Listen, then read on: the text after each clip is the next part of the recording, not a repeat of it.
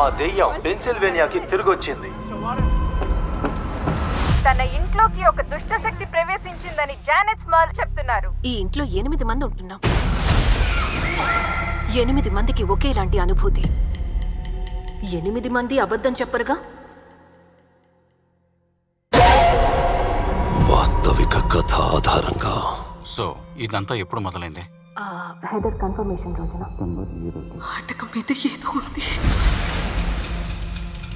Add, ఇక్కడేదో దుష్ట శక్తి ఉంది. దాన్ని నేను ఇంతకు ముందు అనుభూతి చెందాను.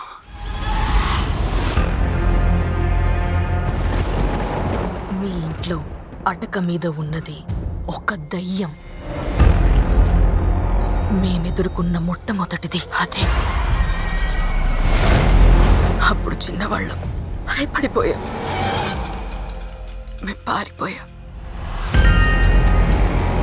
మళ్ళీ ఇన్ని సంవత్సరాల తర్వాత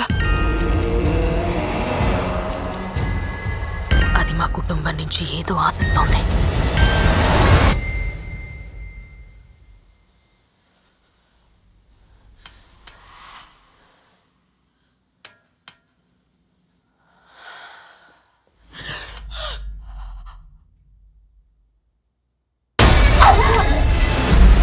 సంవత్సరం పునీత మికేలా, మమ్మను కాపాడము.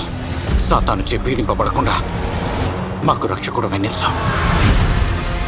పరలోక తండ్రి, కుమార, పరిశుద్ధ ఆత్మ యొక్క నామములో అన్వేషించండి. మన ప్రభు అయిన యేసుక్రీస్తు అధికారము చేత. ఎందుకు ఈ కేస్ అన్నిటినీ ముగించింది? ఈసారి నిన్నెలా కాపాడుకోవాలో తెలియడం లేదు.